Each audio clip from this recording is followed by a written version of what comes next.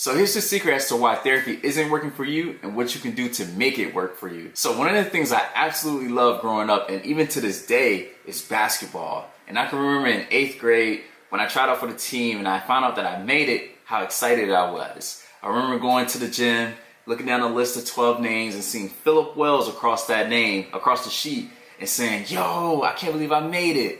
And I went to class ecstatic, man. I was so happy that day. And fast forward during the season, I remember going into the 4th quarter and my team being down 1 point. And I remember our point guard pulling up for a 3-point shot and him missing it. And then with about 3 seconds left on the clock, I grabbed the rebound and I shoot it. And unfortunately, I completely blew the layup. I mean, I was right there, right under the goal, and I absolutely just bombed that layup. And if you've ever missed a game-winning shot in the gym, you know what it feels like. But if you don't, just imagine a couple hundred people going, ah, and being upset that you lost the game. That's how I felt, man. That's what happened when I was in 8th grade, and like I said, I missed a game-winning shot.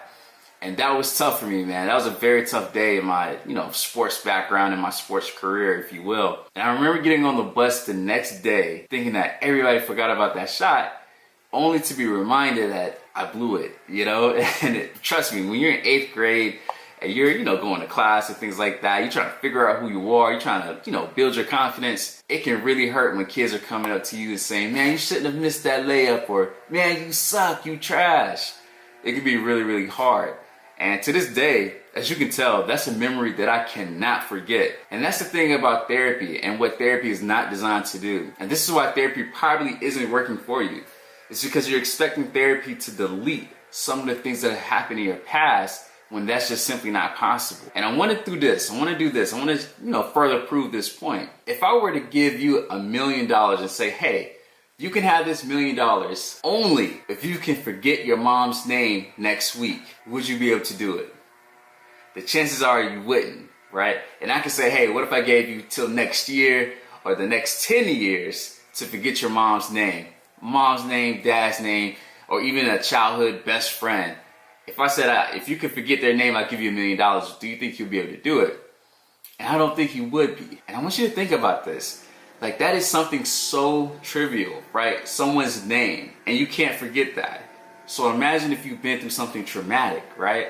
And I know I talked about missing a game-winning shot, and for some people they may not say that's traumatic, but for you, you may have gone through something a little bit worse, or maybe something just as bad.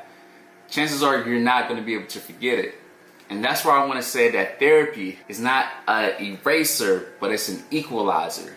Meaning that therapy is not designed to make you delete anything, but it's to help calibrate you. It's help to calibrate your mental health, but also it's help to design. It is designed to help you to not forget memories, but pick up new memories, new beliefs, new narratives in your life that's going to serve you better than some of the past things that you've been holding on to. So I'll give you an example. For me, the next few years, me taking shots, me taking chances, whether it's on the court or off the court, used to always scare me because I always thought, what if I missed again? And if I thought, if I miss again, things would be terrible, people would pick at me, people would judge me, it'd make it that much harder to try something new, to step outside of my comfort zone. So as a result, I just stopped taking shots. At the time, it wasn't therapy, but through meeting other people, people speaking beliefs into me, speaking life into me. But then later on, when I got into therapy, I believed that I could still be successful even if I failed. And that's something that I think a lot of people don't understand because they're struggling with something called perfectionism. It's this all or nothing thinking. If I'm not perfect, then that means that I'm terrible. And that is not true. And I love speaking about sports to that, whether you talk about Tom Brady, LeBron James, Michael Jordan, Kobe Bryant, all these guys have lost on the biggest stages, but yet we still look at them as some of the biggest and the most iconic stars in the game. So for you, I want you to approach therapy with the mindset that this is to help be my equalizer. I'm not going to forget anything from my past, but I don't have to hold on to it the way that I have been as of lately. If you can see it from that perspective, it'll help you move forward in your therapy journey, but also get the things that you want out of life. So if you are a perfectionist and you're going into therapy, don't expect this to be, or don't use this as another place for this to further your perfectionism, if you will, right? Don't use therapy to further be perfect. use therapy to be more in alignment with who you want to be, right? That's your values, that's your core beliefs, right? The narratives that you want to be true about your life. So therapy isn't working for you because you're expecting it to delete your memories, or as I said, erase them, when really it's an equalizer.